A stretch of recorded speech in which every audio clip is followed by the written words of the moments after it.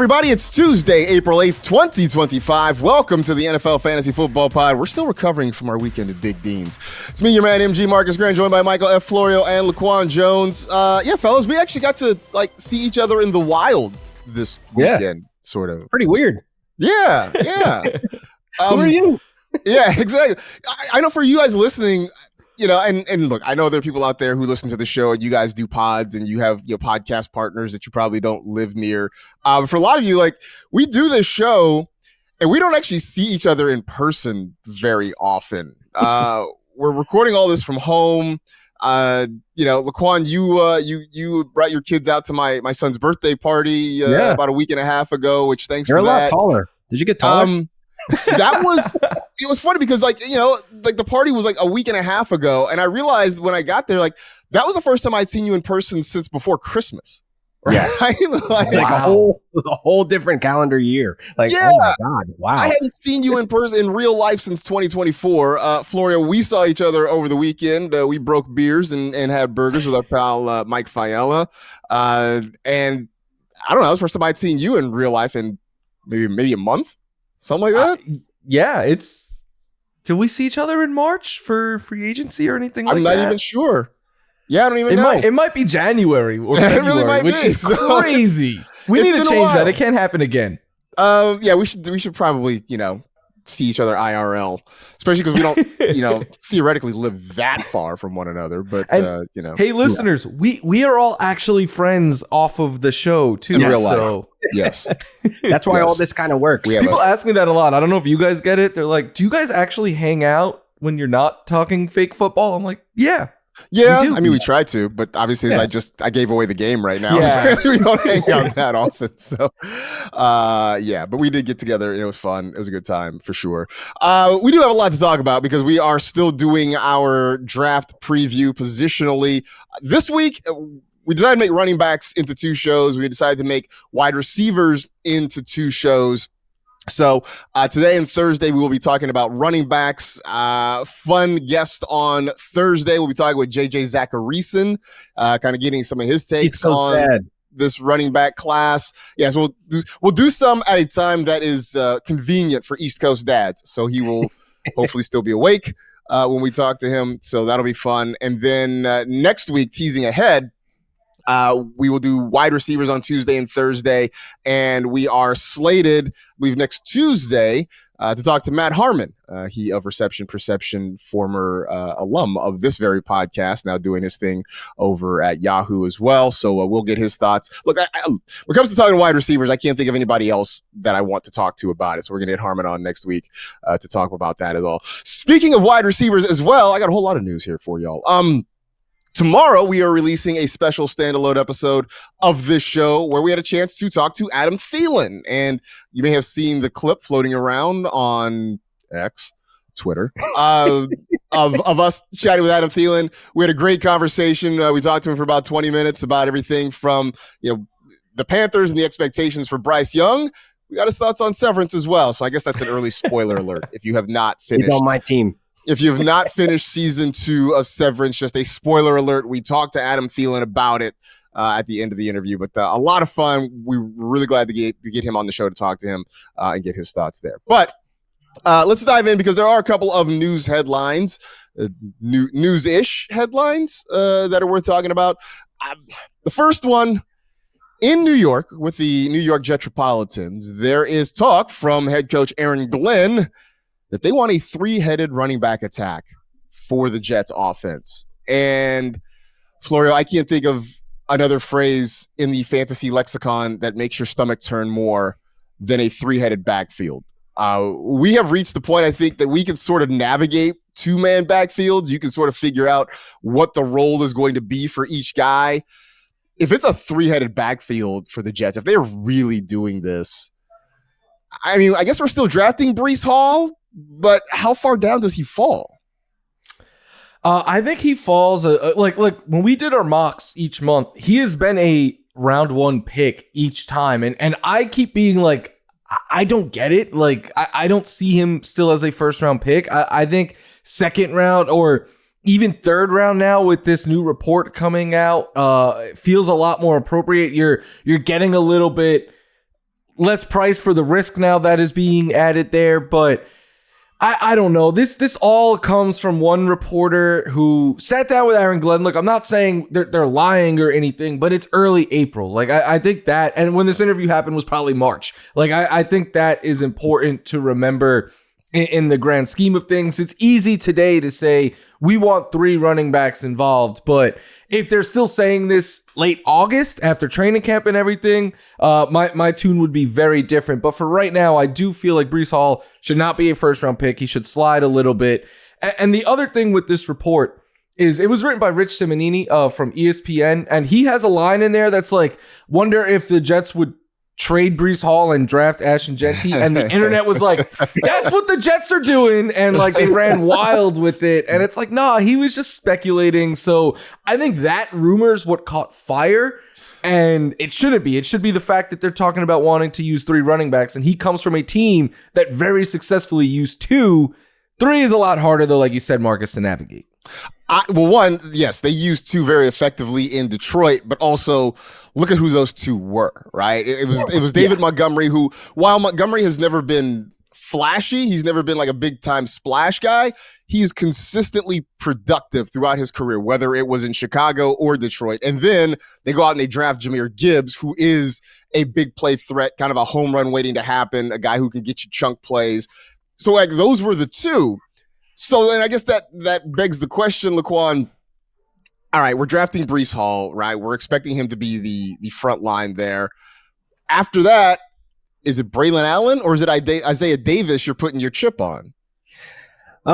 First of all, when has a 3-headed backfield actually worked for real life football? Like I have not seen it executed and actually. But it might work for us. Oh yeah, yeah. Like I think this was just more so like just to put all the fantasy community just in chaos at this point. And like, if there had to be a chip to place, I guess Braylon Allen. But for me, I'm fading all around. I mean, honestly, Breece Hall, Chris Olave, they're in the satchel discontent. There's going to be a rookie on this episode that's going to fall in that bag as well. And I'm actually going to get a satchel. I'm going to order it, and it's going to be them in the bag. That's coming. But anyway, I definitely feel as though, like, when you look at this backfield, all you want is Breece Hall to be unleashed. Like, his efficiency has dropped down since his rookie year. We want rookie year, what we are robbed from that injury. That's the Breece Hall we want. That's the full out the gate Breece Hall, running back 1. This is his backfield. We're getting robbed from that already in April. And I just feel like, you know what? You've been pissing me off. I'm kind of turned off. I'm fading the whole situation. Yeah. By the way, you mentioned, Florio, the rumor about would they trade Breece Hall and draft Ashton Genty? You guys know this from living out here on the West Coast, is that when you wake up sometimes in the morning, the rumor mill is already churning. You know, the East Coast dads have been up for a while and they're already sort of, dissecting the rumors and trying to figure out what it means. And for those of us who, wake up a little bit later, you're stuck playing catch up. And that was me one day, just like, wait, what? Wait, the Jets are trading Breece? What's happening here? Like, and it took me a while to sort of catch up to what exactly started this whole thing and started this fire. And that's kind of like, oh, this is one person just speculating, just throwing something out there. Yeah, that's all it was. Not that there was any actual conversation about it or anything like that. I was utterly confused. I will tell you that the whole time. The other thing, though, that worries me about this whole thing, even if it is just a 2-headed attack, right? Let's just say it ends up being Breece Hall and Braylon Allen. Justin Fields is now the starting quarterback for the New York Jets. And I don't know that this offense, especially now with a defensive-minded head coach, which, side note to that, is a thing we did talk to Adam Thielen about. I don't know that with a defensive-minded head coach and Justin Fields at quarterback, that a 2-headed running back attack is going to be enough to sustain us for fantasy. We like Fields, Florio, because he runs with the football. That is what we want. But does this offense project to be high volume enough that we can think that Fields can do what Fields does and that there's still going to be enough for 1, let alone 2 other running backs to go out there and prosper for us? No, it's a very good question, and it's going to depend on how the Jets operate as an offense. Are they going to be a hurry up offense? I don't know, because you said defensive coach, they want to run the ball, control the clock. My thinking originally was like, think of the option plays and the running lanes that Fields could create for Hall, and Fields last year was throwing a lot of passes to running backs. But yeah, if these touches are now getting divvied up and stuff, it's going to be a headache. And one thing I was just thinking, like, we do this a lot as a fantasy community, I think, where we're like, the coaches are holding these players back. But Brees Hall, like you were saying, LQ, got worse and worse efficiency-wise each year. At some point, it's kind of like Brees Hall is also kind of a factor in this as well, and he's not living up to the expectations. So Satchel. I go right now. I'm looking at consensus rankings, and Brees Hall is ahead of like Ashton Genty, Kyron Williams, James Cook. I would take all of those guys over Brees Hall right now. I think that changes. I also think that, sometimes it takes a little bit of time for some of these things to catch up a little bit. So I'm looking at David Montgomery's numbers, right? He played 2 seasons with Justin Fields in Chicago. And in those 2 seasons, he was running back 20 and running back 21. The year after that, he went to Detroit. Fields was still in Chicago for one more year. The running back situation was not particularly great in Fields' final year there. I mean, the guys behind him in the backfield, you had Khalil Herbert, who had just over 600 rushing yards. You had Deontay Foreman. You had Rashawn Johnson, who that was his rookie year, and he was getting a little bit of work there. You had 3 very unsatisfactory options for fantasy in that backfield with Justin Fields. But Laquan, even if you may be down on Brees Hall, I suspect you would still take him over Herbert, Foreman, or Rashawn Johnson, correct? Absolutely. Absolutely. That is a disgusting trio you just said. Brees Hall. Yeah. I mean, so like there's that. I mean, I guess there's the issue of, okay, there's still some talent back there. But the whole thing makes me very, very nervous. Again, even if it's just a 2-headed monster in New York, I think the idea of Justin Fields being the quarterback there means that, I don't know, at best, is Brees Hall still an RB1? And I'm, at this moment in early April, not 100% sure that he is. So just kind of something to keep in mind for sure. The other bit of news, more running back news, the 49ers, Kyle Shanahan, saying that Christian McCaffrey is healthy, but they would still consider adding a running back in the draft. Laquan, I will ask you, because you are 49er hater in chief here. Do you expect the Niners to add a running back in the draft? And would that impact how you look at Christian McCaffrey in fantasy drafts?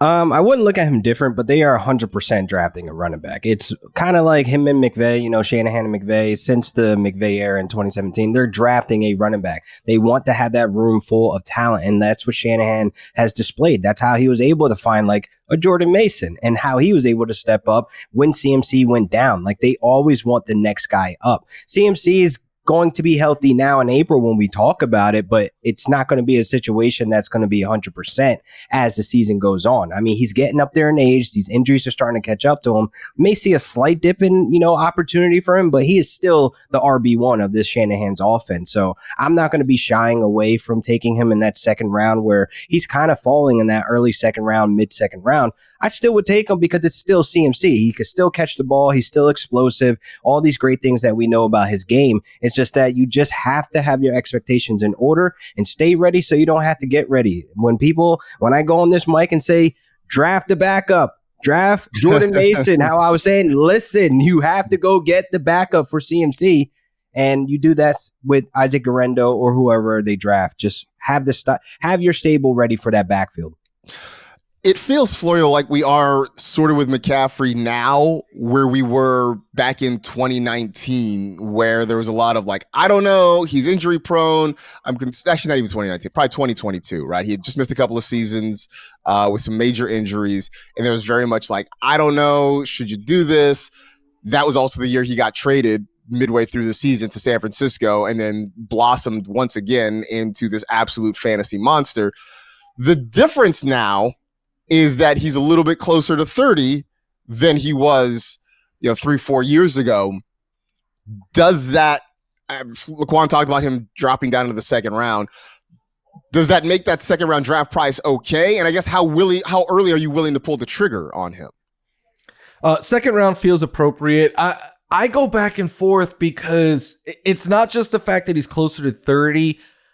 It's the injury he had last year, which was the Achilles tendonitis, which they said was from wear and tear. And I remember the reports were like, this might never go away and stuff like that. And anytime I hear Achilles, I panic because I do believe it is the worst injury a player could suffer. And look, I know there was that one half a year where Cam Akers looked pretty good. J.K. Dobbins rebounded last year, but for the most part, there's not a lot of success stories coming back from a torn Achilles. So, and I know he didn't tear his or anything like that, but it's just the nature of that injury gives me a lot of pause. But if you take CMC, you need to take the handcuff. We might not even know who that is. You might have to take two running backs, like whichever one they draft, and Isaac Arendo. But I'm a big believer that it does not matter. Like, obviously, CMC is like the Charizard of the Shanahan Pokemon Evolution ones. But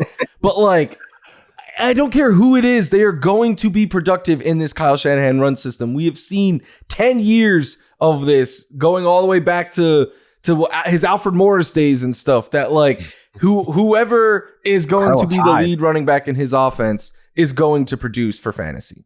Yeah. Wow. We had an Alfred Morris drop. Did you just drop a Carlos Hyde in there too? Yeah. Carlos Hyde. That season was amazing. Los Hyde, man. El Guapo, man. That was a short period in time, but it worked out decently well. Raheem Mostert, Jeff Wilson, Elijah Mitchell. I'm trying to think of all the running backs. The list just goes on. Back there. I can get 60 back there. No, you couldn't. No, although you also think you can fight a kangaroo. So like, I don't know, man. All right, we're not going to get into that again because I could definitely beat a kangaroo. I really think I can see the wheels turning in your head, like as I said that, right? Like, no, you can't. You can't rush for 60, and you can't fight a kangaroo. You're not fighting a kangaroo. Can I get a 40? Can I run a 40? 4.5? You can run a 40. Yes, I get. How fast can you run it? 4.5? 4.5, 4.6. 4.6, 4.7. We're going to create a segment on this show called Laquan Jones's Tales of Awesomeness, where you just sit here and you tell us like all the things that you can do. It's about the confidence, man. It's about the confidence. My favorite thing is at one point recently, you were like, I don't remember the last time I ran as fast as I could. And now you're like, 4.6. Laquan out here trying to run like an NFL tight end. Like, what are you doing? Come on, man. Like 4.6 is legit good for NFL people. That's fast. Yeah. Time to dive into some running back draft prospects. Broke these things down into 4 different tiers, as we have been throughout this conversation. So, tier 1, a man all by himself, is Ashton Genty. You've heard the name a ton already. You're going to hear it a ton more in the next couple of weeks before the draft actually happens. You'll probably hear it a lot more after he gets drafted and we know what his landing spot is going to be. But the question I always ask, Florio, is he a can't miss regardless of landing spot? Yes, I believe so. I think, well, here's a hot take. He's good. I think he's one of these running backs that regardless of where he ends up, he is going to be highly, highly productive in the NFL. Landing spot for him will determine just how good he is year one. But I think he's going to be like a top 20 fantasy running back regardless of where he goes. But there's certain situations that could prop him into the top 10 quite easily. And I know people, I was on a show yesterday where I got asked like, oh, the Raiders have a bad O-line. Is that concerning? And I'm like, it's not ideal, but he is the type of runner that is so physical and just runs defenders over that like he'll be able to overcome that. Obviously, my example was something like Saquon. Like Saquon was great with the Giants, but then you put him in a great situation and he became the best running back ever. Like I think Genty is one of those prospects. Like he's going to be very, very good because he's a bowling ball. He literally shattered the PFF record for missed tackles forced, and not just like last year, like in their whole era, it was 105, I believe, and then he put up like 154. Like he dominated it. Yards after contact monster, home run hitter. Yeah, I also think he's a better pass catcher than he gets credit for. He didn't get a lot of targets in college, but when he did, he was effective with them. I mean, Laquan, it feels like you're going to have to spend a first round pick on him. Yeah. So all right, so you side, which I was going to ask, like, are you cool with it? I mean, I know that's where we are with top level running back prospects. Like, if we find a guy we like, that's just what it's going to have to be. But are you willing to pay that price? Yes, and I say that because he'll be going at the back end of the first round. So Gibbs, Bijan, and Barkley will be gone in that first round. So if you want somebody that can be in that conversation, you're going to have to spend that late first round on Genty. You're going to have to get him to be that solid RB1 that you're looking for if you're looking for guys that are in that conversation. Now, landing spot, it may even shoot to the moon if he goes 4 to the Patriots because they're going to run the ball. They're going to run him to the ground. And I really feel as though he'll have, that ceiling that is going to be like, oh, I don't care. I'll pay anything for it because he's definitely going to be in that conversation of a top 20, top 15 type of fantasy player next year. So being that he's so skilled and he's so talented, he could definitely change a fantasy roster and make them ascend. So honestly, yeah, I'm okay with spending that, first round draft pick if I do happen to go running back. Me personally, I'm in like 30 something leagues, so I'm probably going to be doing so many different builds, but he's definitely going to be on a lot of my teams if I got him at that back end of the first round. All right, so I'm gonna put it to you, right? Let's say you're at 9, right? Ashton Genty or AJ Brown? Give me Genty. I honestly think, with the tush push, everybody's kind of going to be pushing AJ Brown back up before 9 because if they do ban it, then obviously they're going to have to go back to throwing the ball, and then that can lead to more, opportunities for AJ Brown. But I definitely feel as though Genty will clear, AJ Brown's finishing fantasy points. Same question to you, Florio. AJ Brown or Genty at the back half of the first round? I could see myself going Genty just because I think I'd feel good about the wide receiver that I could get, but the landing spot does matter there a little bit because if he went to somewhere not as great, I'm a sucker for AJ Brown, and I think last year was kind of a down year, but I think he'll be fine and get back to what he normally is. He won't be hurt or anything like that, hopefully. But yeah, like if he ends up, there's certain teams that he could go to, like the Bears. I know people have linked him to like the Denver Broncos, situations like that where he's going to get 300 plus touches.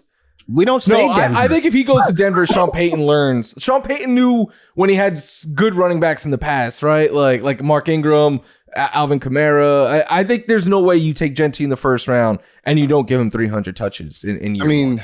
You would hope not, but again, I feel like with Sean Payton, all bets are sort of off.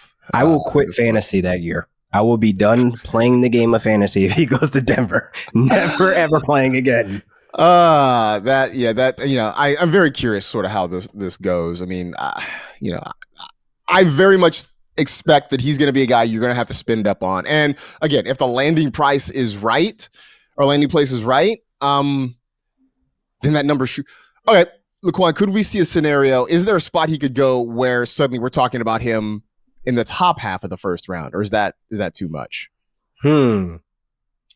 I mean, honestly, what would be he would have to go in the first 5 picks for that to happen. I mean, Jacksonville's at 5? You got New England at 4. Like, I kind of feel like I will pay that price at 4 if he goes to the Patriots. But if we're talking Cleveland, then it's like, all right, well, they have one agenda. They're going to need one of their best players to run the rock.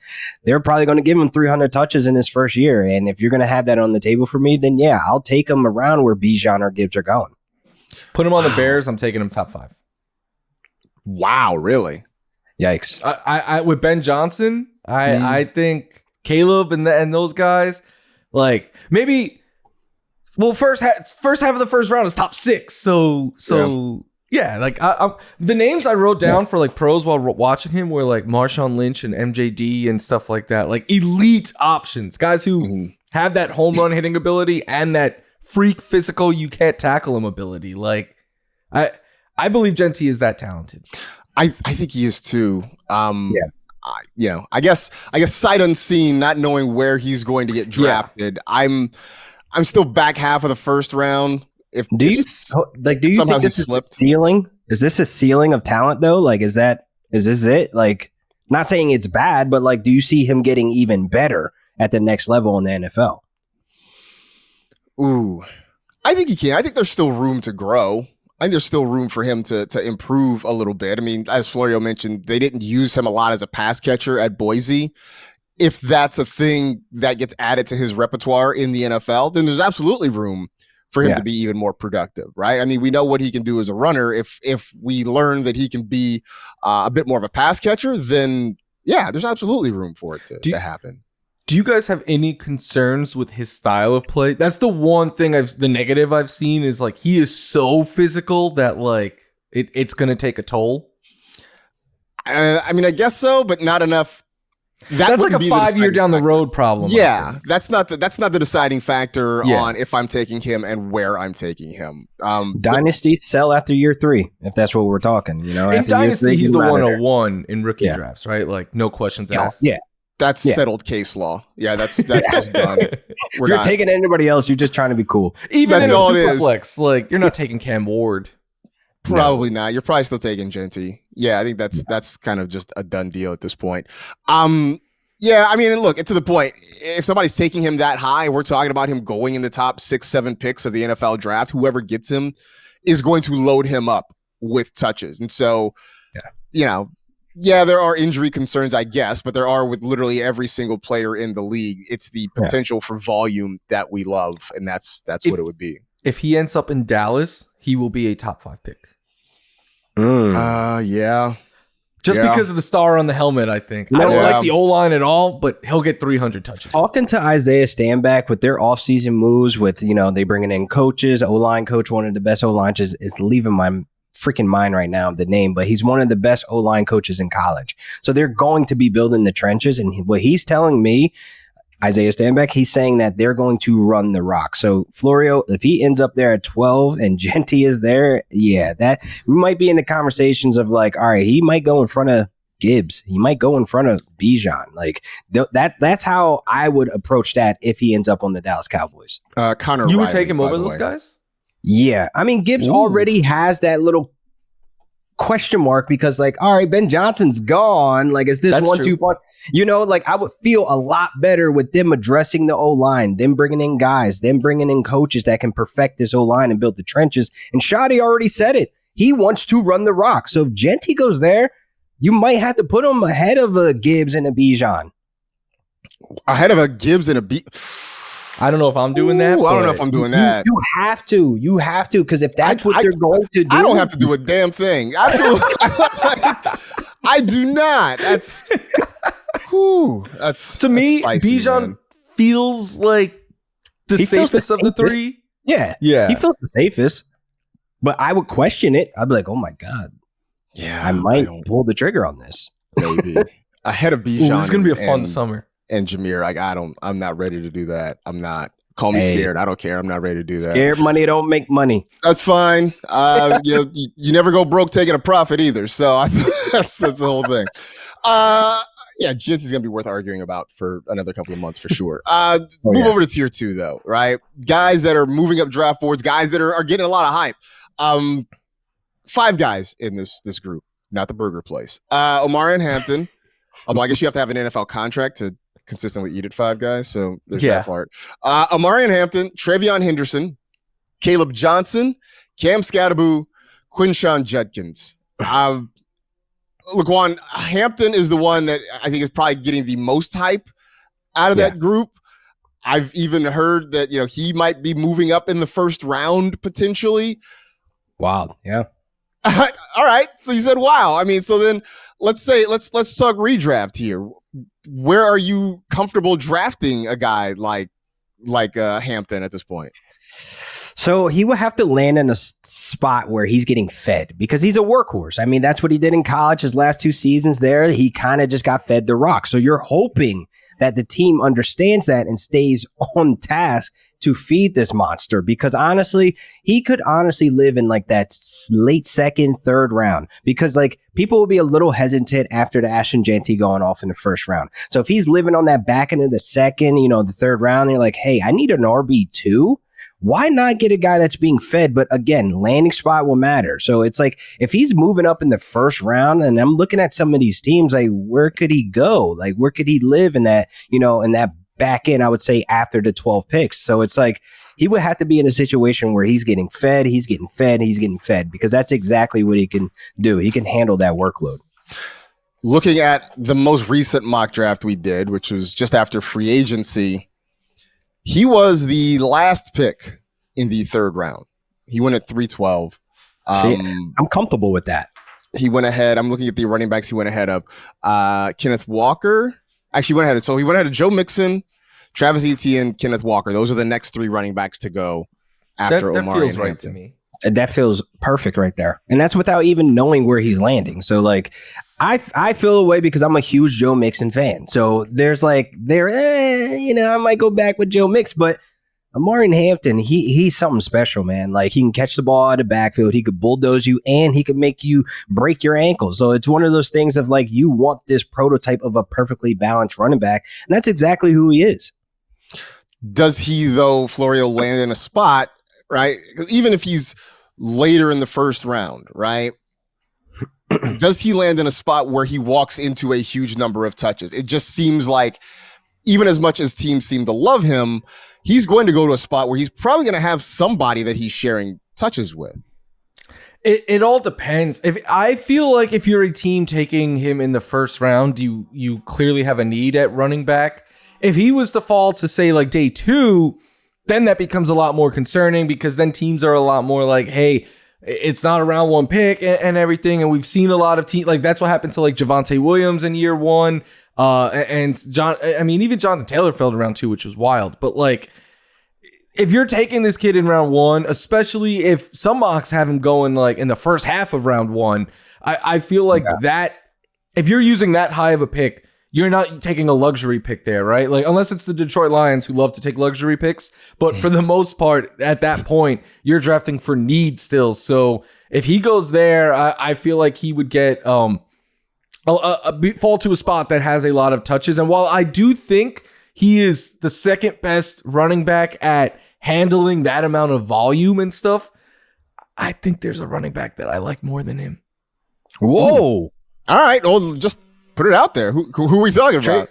Travion Henderson. Because to me, the biggest, and I'm a huge believer of this and it constantly goes through my analysis, but to me, I think the biggest difference between good and great players is speed and burst and electricity. And it's why the Dolphins offense was so hard to stop for a while and stuff. And I think it's the 49ers play fast, like smart team. The Chiefs, like what is the Chiefs' number 1 priority at all skill positions? Speed. Like I think that is a difference maker in the NFL, because Hampton is the kind of running back that can get chunk plays. He could get you those 15, those 20-yard runs, 25-yard runs. Henderson is the type of running back that turns those into 60, 70, 80-yard touchdowns. And to me, you could do a lot more with less touches than, and especially for fantasy, when you start putting up big plays like that, that's when you be like, that's why I don't think Devon Achane is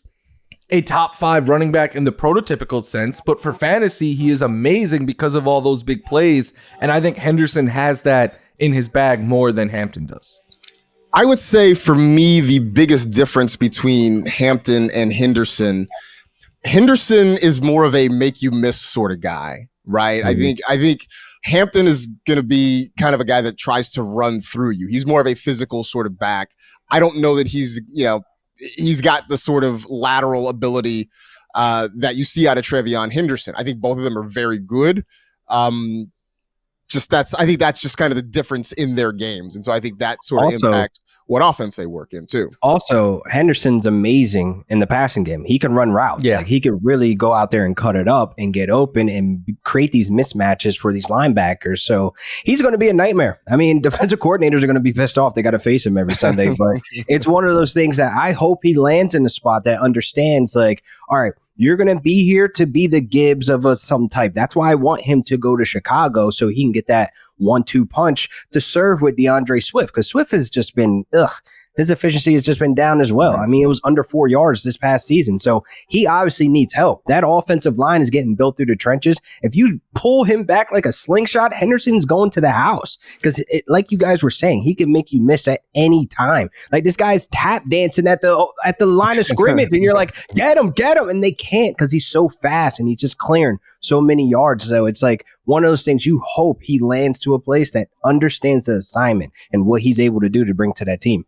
That tap dancing in the line of scrimmage is a double-edged sword, though, right? Because in college, you make guys look foolish. In the NFL, those suddenly become 3-yard gains when they could have. You know what? Since we're on the subject of these tier 2, I'm going to break the rundown real quick. Caleb Johnson, he is entering the bag of satchel of discontent. Wait, Caleb Johnson's in the satchel? The satchel's getting kind of heavy, bro. Is your back going to be all right? We're good. I was talking to Florio about this over the weekend, and like, I have this thing about watching his tape. Like if I want to put my kids to sleep or I need to go to bed, I will put on his highlight tape. I am completely bored. Like he's a spoiled back. That Iowa O-line was one of the best last season in college in the nation, and he is able to run through these holes. Marcus, you could put up 150 yards behind that O-line. No, he is fast. Great.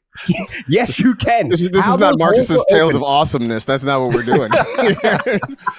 I just feel though like I will take this stand 10 toes down on this take because I feel like he's going to break a lot of hearts this season. He's going to have to be, one, to a team that's going to have the O-line ready for him to go. Two, he's going to have to go to a team that Pacific in outside scheme. Like he's going to have to go to like a 49ers team. He's going to have an offense that understand his strengths.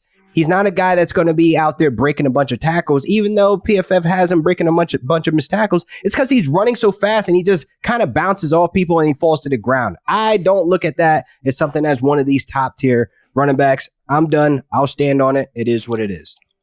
I will say, though, because Iowa actually had an offense last year. You know, the previous 2 or 3 years, it had been just kind of a punchline because they could not score points. Last year, they actually scored points. And Caleb Johnson was a big part of that. So I don't know. I mean, maybe there's something there, right? I'm not a big I don't think I dislike him as much as Laquan, but I'm not a big fan of his. He runs upright. Like, yeah, I'll tell you if you want to take, I'll give you one though.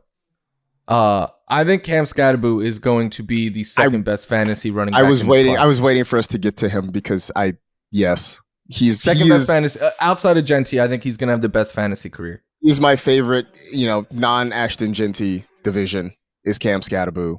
People hate him for no reason. The fantasy streets do not like him. I don't know why. They're wrong. Well, he's going to have the longest career of any of these running backs. I feel very confident in that. I think some of it is the fact that, he really only had kind of really 1 year of major production, right? I mean, he played a couple years at Arizona State. His first year in Tempe, he was okay. There was nothing really stand out about him. I want to say he looked good because he gave USC fits, but our defense has been trash, so that doesn't really mean much of anything. But then last year was the year that everybody started talking about Cam Scatterbo, right? 1,700 rushing yards, 600 receiving yards, a total of 24 touchdowns from scrimmage. It was that 1 year. And I know that for a lot of folks who do this and who are scouting draft prospects, there's a little bit of suspicion when a guy shows up that late in his career and suddenly has one big season. I think that has a lot to do with people's hesitance for Cam Scatterbo. I hate that because we have Cam Ward going at 1 right now. Like that's the same thing. Like he blew up in his last year at Miami. It's for like, I'm just looking at it like that is whatever, like Cam Scatterbo to me, when you turn on his tape, he is not that breakaway speed guy. Like people were faulting for not running the 40. He may be injured, but he is athletic. He's jumping over. He's making you miss. He's moving left. He's shifty. And like, these are all qualities that we champion all these other running backs. So it's like, he's bringing to the table receiving skills as well. Oh yeah, sign me up. I'm on that take with Florio about him possibly being, one of the best fantasy seasons this year.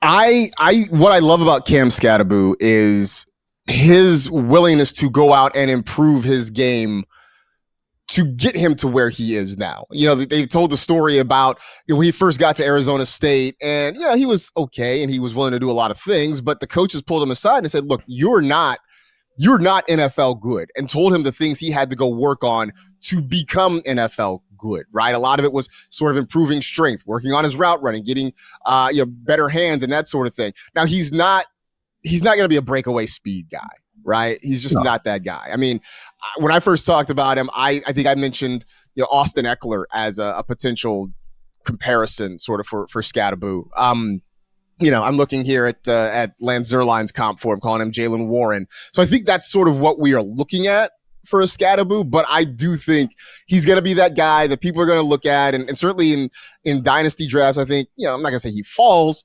but he's going to end up in somebody's lap, and I think they're going to get a really good fantasy running back out of it. Oh yeah. I count him to, as a runner, Kyron Williams, but he's Kyron Williams. He's the most dynamic running back in this class.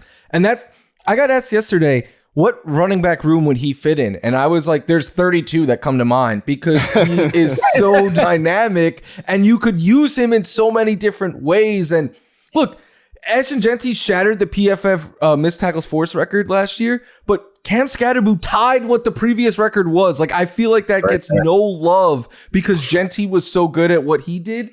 But like, he could be a 3-down back if you want him to. He could be a 3rd down specialist if you want him to. There's a lot of, which is why I think he'll have a very long career because pass catching backs like this are rare and you could use him in, like, he can legit run downfield routes. Not many running backs can do that. Yeah. And I think that's the thing to keep in mind when we talk about pass catching backs, right? There are the guys who they just sort of stay and hover near the line of scrimmage, and they are basically an option when everything breaks down and the quarterback has to get rid of the football. And then there are the guys who can actually run routes, and they are considered as part of the passing game, right? I mean, I was joking how with Ron Rivera, every running back who catches the football, he would say is a Christian McCaffrey type. Well, no.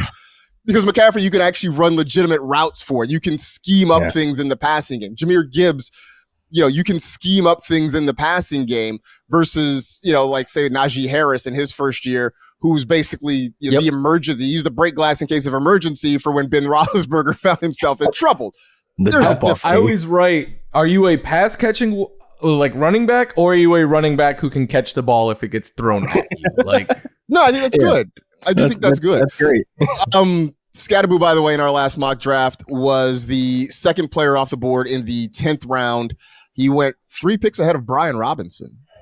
So, hey, he might end up in Washington. Would be a good duo in real life. Yeah, I'm about to say.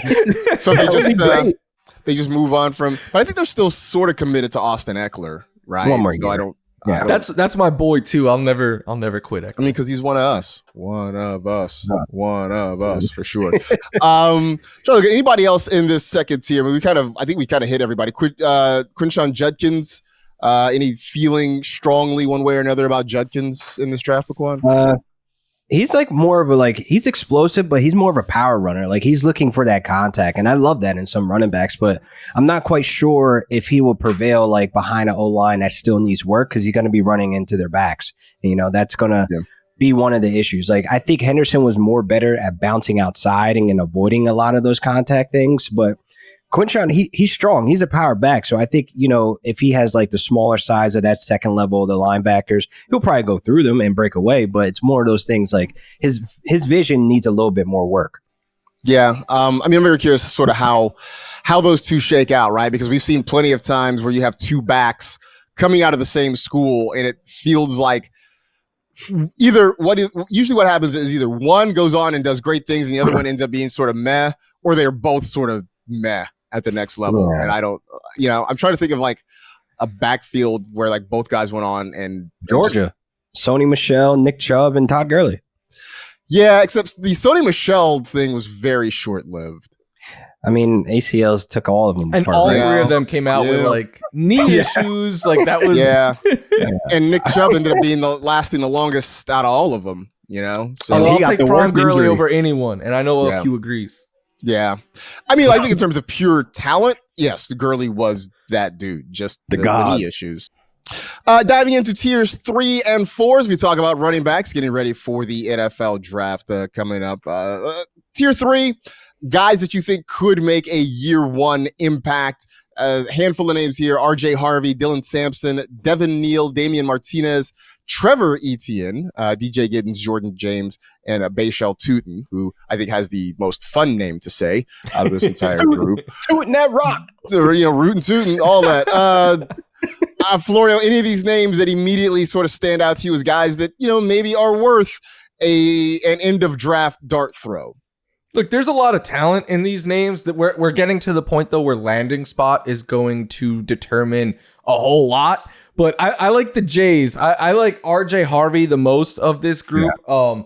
I think he's got a little Bucky Irving in his game. I also was like Austin Eckler because he's a phenomenal pass catcher out of the backfield. And again, not just one of those running backs that, all right, break glass emergency, dump it off to you. Like, no, he's a weapon in the passing game. And I am a sucker for those kinds of running backs. And he's fast. I like the explosiveness. And what I like most of all is like, it doesn't take him long to hit his top speed. Like one step and he is out. And then DJ Giddens. I know there's mixed reviews out there for this kid, but when I watched him play, I was like, he's big and he's got better speed than I would have thought for his size.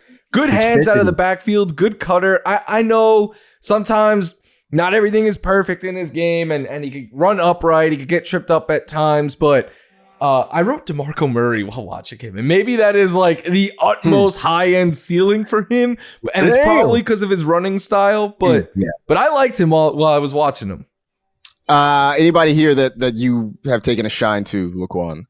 Man, I love Dylan Sampson, man. I can't talk about him enough. I mean, honestly, he's one of those guys that I hope lands in the spot they give him opportunity, because we were talking Bucky Irving. I mean, like, these smaller guys are coming out of college, and like some of these, like, draft analysts and stuff like that are saying like, oh, his size, da-da-da. Bucky Irving was like the rookie running back 1 last year. So it's like, we look at these guys, they just need to be put in the right spot. Damian Martinez, he's one of my favorite, guys on this list. I wouldn't even have him in this tier. I would have him in the tier above, to be honest, if he lands in the right spot, being that he has that type of elusiveness for his size, and he's able to run you over and catch the ball out of the backfield. So this tier is like one of my favorite tiers when you have so many running backs that we could really get into that could just be utilized in different ways. I mean, Devin Neal, he's another guy that he just puts his foot in the ground. He is gone. Like, you would literally have to be running your absolute best to go get him. Like, I mean, remember in Superbad with Seth Rogen and when he was a cop, like, he's the fastest guy alive. The fastest guy alive.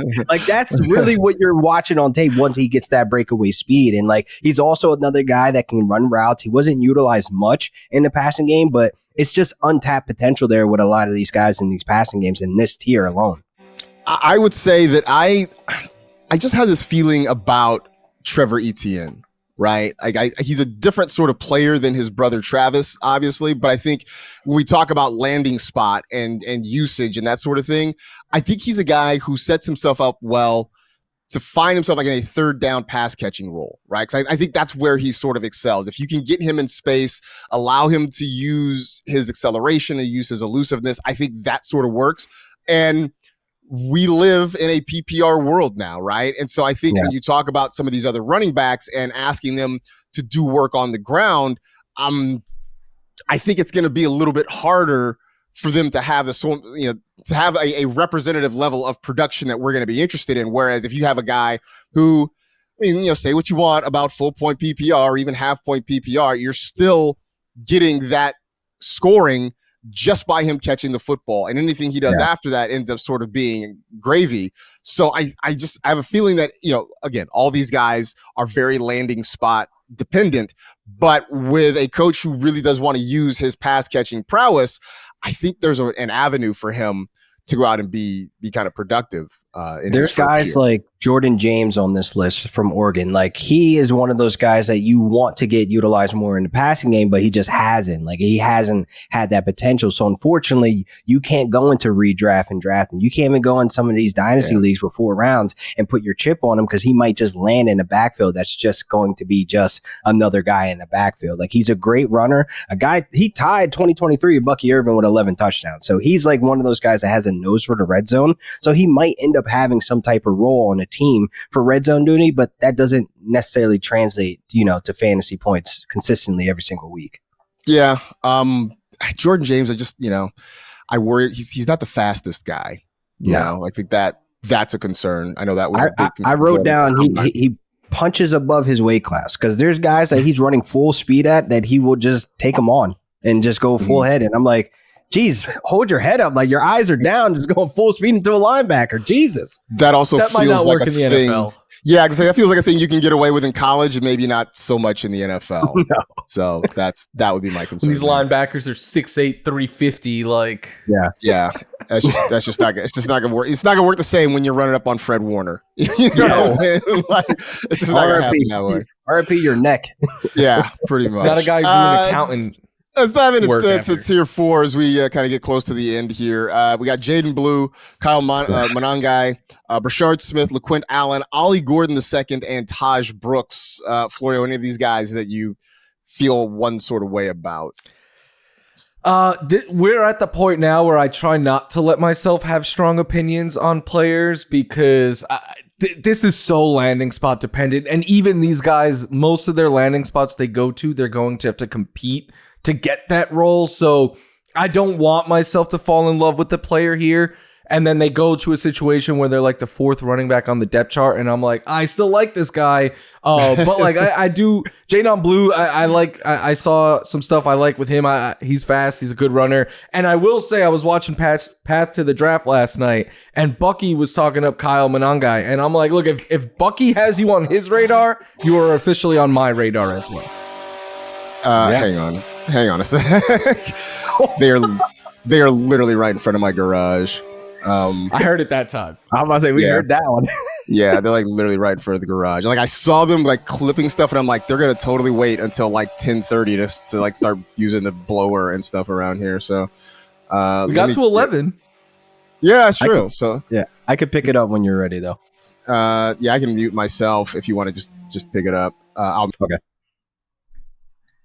So, Florida, you mentioned Jaden Blue. I mean, honestly, the Rams community, they want him to be one of the guys, but why I'm so hesitant, like, yeah, he's explosive. He brings everything to the table that we're missing with Kyron, but it's like the fumbles, the ball security, man. He had 4 fumbles last year. Like, that is like my biggest issue with the Rams community, like pushing his, name up in the hat to be one of the running backs that we take. And obviously with Les Snead's connection with Texas. So like everybody's trying to put 2 and 2 together, but it's the ball security, man. That drives me nuts. We already got to deal with Kyron with that right now. So like, why would we have 2 in-house?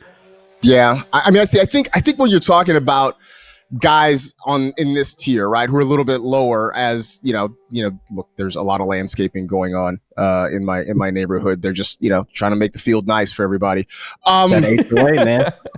I think this is where pass catching really does make a difference, right? It's finding ways to sort of get on the field, because here's the thing. If you're talking about a guy who's like a power back who can pick up, yards here and there, like, you're really asking for that guy to be touchdown dependent. Whereas, a guy who catches the football, maybe he's a 3rd down back, maybe he's a situational back, but you sort of get that boost from just him catching the football, getting him out in space, and more than that, being able to use him sort of all over the field, as opposed to just in short yardage or just near the goal line. I think Taj Brooks is an example of that. A guy who can sort of do that maybe you see him, obviously for some of these guys, pass protection is going to be important, because if you're on the field on 3rd down, your job is going to be to help protect the quarterback. But in a 2-minute situation, right? If you find a role, there's no easier way to rack up a bunch of fantasy points quickly than in a 2-minute drill where they're just having to throw the football to you and able to pick up yards and that sort of thing. Yeah. So it's definitely a lot harder. when we're talking about these guys, I mean, these are really going to be the guys that, the dynasty freaks are going to just, love and try to sell us on. These are going to be the guys that, look, to your point, Florio, it will be August and I will have been reading something probably, I will have been scrolling and hearing a lot of hype about LaQuint Allen or something like that. I'll be like, 16th round? Why not? Let's do it. Why and not? then, like 2 weeks in the season, I'll be like, that wasn't smart. No. Sort of thing. So Why like, did I do this? yeah, right. Like the fear is real that sort of thing is going to happen. So you just have to sort of, this is one of those do your homework sort of things to make sure you know what is going on there for sure. Yeah. Anybody we missed? Anybody that didn't make this list that you feel like needs to get some shine right now? No, they're not draft covered worthy. pretty Not much fantasy. everyone. Yeah. Yeah. Well, we didn't cover LQ's boy Ollie Gordon, but we got time. Wait, are you an Hey. Ollie Gordon stan? 2023, not last season. I mean, last season was very disappointing. But LQ and Mike at the other night were like, "Yeah, Ollie Gordon's gonna get all the love on Dynasty Twitter and stuff." They are. They won't let it go. It's kind of like Javonte Williams. Ooh, sorry, Michael. Really? You didn't have to throw that elbow. That wasn't necessary. That wasn't cool. I'm sorry. Wow. All right. 49ers will draft him. All right, we'll be good. Okay. On that note, probably Mark time is to- like, get me out of here. I know. I'm gonna go and eat my feelings now that you said that. Just a reminder that we are gonna have a special kind of one-off episode for you coming up tomorrow as well. Our interview with Adam Thielen, had a chance to sit down with him and chat about a whole variety of subjects. So you get your thoughts on the Carolina Panthers, his feelings on Bryce Young, on Xavier Legette, Jalen Coker, on now that he's playing for Dave Canales, that sort of thing. So we talked to him about all sorts of things. So be sure to check that out as well. And then we'll be back with you on Thursday. We talking to our pal JJ Zacharyson, getting his thoughts on some of these running backs as well. So it should be a lot of fun for that one. In the meantime, that'll do it for this edition of the NFL Fantasy Football Podcast. Stay happy, safe, and healthy. Do good and live well. Enjoy our Thielen interview tomorrow, everybody. And we'll talk to you again real soon.